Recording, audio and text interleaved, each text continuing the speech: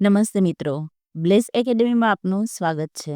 મિત્રો, આજે આપણે જનરલ નોલેજના પ્રશ્ન જોશું. તો ચાલો મિત્રો શરૂ કરીએ. પહેલો પ્રશ્ન છે, ગુજરાત વર્નાક્યુલર સોસાયટી પછીથી કયા નામે ઓળખાવા લાગી?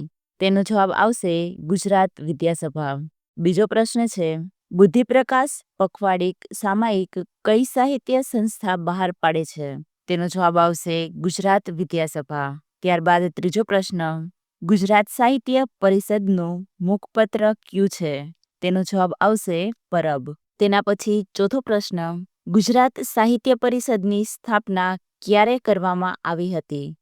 તેનો જવાબ આવશે ઈસવીસન 1905માં. પાંચમો પ્રશ્ન, નીચેનામાંથી કઈ સાહિત્ય સંસ્થા સૌથી જૂની છે?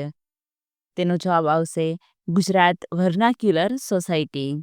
ત્યારબાદ છઠ્ઠો પ્રશ્ન, સિદ્ધેમ શબ્દાનુશાસન ગ્રંથ કોણે લખ્યો હતો? તેનો જવાબ આવશે હેમચંદ્રાચાર્ય. ત્યારબાદ સાતમો પ્રશ્ન, અબાસવાસીનું ઉપનામ જણાવો. તેનો જવાબ આવશે મરીસ.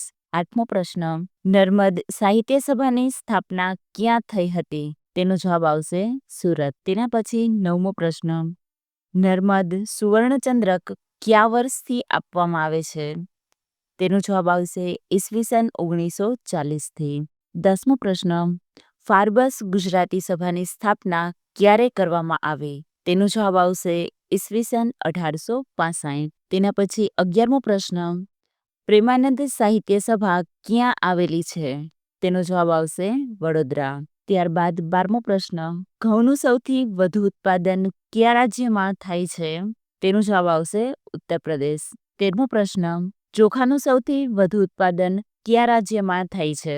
તેનો જવાબ આવશે પશ્ચિમ બંગાળ. ત્યારબાદ 14મો પ્રશ્ન, તમાકુનું સૌથી વધુ ઉત્પાદન કયા રાજ્યમાં થાય છે? તેનો જવાબ આવશે આંધ્રપ્રદેશ.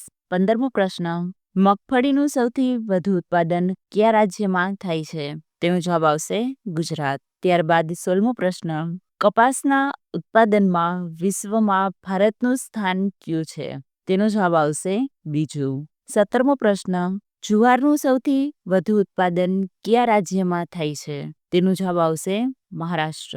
તેના પછી 18મો પ્રશ્ન, શેરડીનું સૌથી વધુ ઉત્પાદન કયા રાજ્યમાં થાય છે? તેનો જવાબ આવશે ઉત્તર પ્રદેશ. તેના પછી 19મો પ્રશ્ન, વિશ્વમાં ચાના ઉત્પાદનમાં ભારતનો કયો ક્રમ છે? તેનો જવાબ આવશે પ્રથમ. 20મો પ્રશ્ન, કોફીનું સૌથી વધુ ઉત્પાદન કયા રાજ્યમાં થાય છે? તેનો જવાબ આવશે કર્ણાટક. તેના પછી 21મો પ્રશ્ન, શણનું ઉત્પાદન કયા રાજ્યમાં સૌથી વધુ થાય છે? તેનો જવાબ આવશે પશ્ચિમ બંગાળ. ત્યારબાદ 22મો પ્રશ્ન, કૃષિ પાકને કુલ કેટલા ભાગમાં વહેંચી શકાય છે? તેનો જવાબ આવશે 3. 23મો પ્રશ્ન, ઘઉંનો ભંડાર કયા રાજ્યને કહેવામાં આવે છે? તેનો જવાબ આવશે પંજાબ.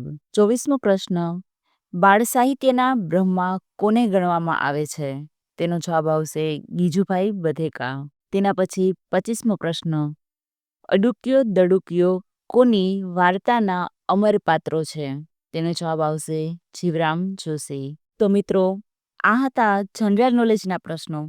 હું આશા રાખું છું કે તમને અમારો વિડીયો ગમ્યો હશે.